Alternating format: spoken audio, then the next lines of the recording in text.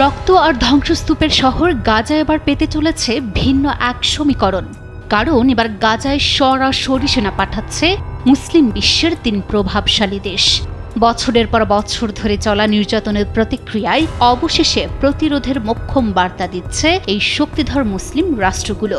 এ যেন শুধু কূটনৈতিক সিদ্ধান্ত নয়, বরং এক বিস্ফোরক ঘোষণা। গাজার মাটিতে নামছে মুসলিম বিশ্বের রণদূত।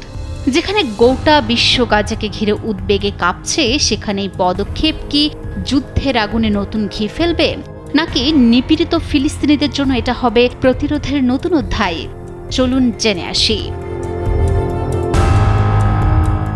নিঃশ্বাসরুদ্ধকর এক সম্ভাবনার পথে এগোচ্ছে মধ্যপ্রাচ্যের রাজনীতি। গাজা উপত্যকায় বহু প্রতীক্ষিত যুদ্ধবিরতি বাস্তবায়ন ও নিরাপত্তা নিশ্চিত করতে আন্তর্জাতিক বাহিনী গঠনের প্রস্তুতি চললেও কোন কোন দেশ এতে সামরিক অংশগ্রহণ করবে তা নিয়ে চলছিল জল্পনা কল্পনা।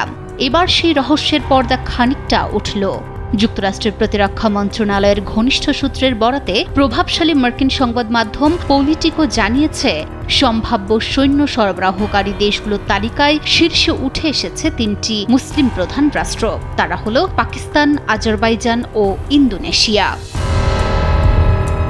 রিপোর্টে বলা হয়েছে, মার্কিন প্রেসিডেন্ট ডোনাল্ড ট্রাম্পের এক উপদেষ্টার আলোচনায় ইন্দোনেশিয়া ও আজারবাইজানের পাশাপাশি পাকিস্তানকেও বিবেচনায় নেওয়া হচ্ছে।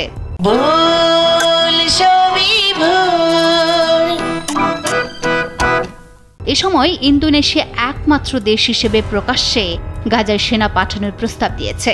তাদের পক্ষ থেকে বলা হয়েছে, যদি জাতিসংঘ অনুমোদিত শান্তিরক্ষা মিশনের অধীনে কাজ করা হয় তবে সর্বোচ্চ ২০,০০০ সেনা পাঠাতে তারা প্রস্তুত।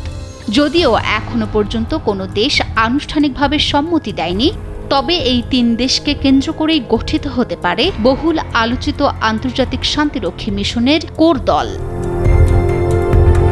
পলিটিকোর প্রতিবেদন অনুযায়ী ইতিমধ্যেই যুদ্ধবিরতি বজায় রাখার প্রচেষ্টা এবং ছিটমহল স্থিতিশীল করার জন্য ইসরায়েলে ২০০ সেনা পাঠিয়েছে যুক্তরাষ্ট্র। মার্কিন কেন্দ্রীয় কমান্ডার অধীনে এই সেনারা ইসরায়েলের গাজার উত্তরে অবস্থিত একটি বেসামরিক সামরিক সমন্বয় কেন্দ্রে মোতায়েন থাকবে। মিশরীয়, কাতারি এবং আমিরাতের সৈন্যরাও এই সমন্বয় কেন্দ্রে অবস্থান করবে বলে আশা করা হচ্ছে। মিশরীয় বাহিনী বর্তমানে গাজায় নিহত জিম্মিদের মৃতদেহ উদ্ধারে সহায়তা করছে। এদিকে ইসরায়েলের কূটনীতির মানচিত্র কাঁপতে বসেছে। বিশেষজ্ঞরা সরাসরি জানাচ্ছেন, যদি মুসলিম দেশের রণদূতরা বা সৈন্যরা গাজায় প্রবেশ করেন, তা নিপীড়িত ফিলিস্তিনিদের প্রতিরোধকে সম্পূর্ণ নতুন এক অধ্যায়ে নিয়ে যাবে। কূটনৈতিক চাপ থেকে মিলিটারি উপস্থিতি ২ পথে ইসরায়েলের ফ্রেমকে ঝাঁকিয়ে দেবে এবং ইতিমধ্যেই উত্তপ্ত অঞ্চলটিকে উত্তাপ আরও বাড়াবে। Desk report, news 24।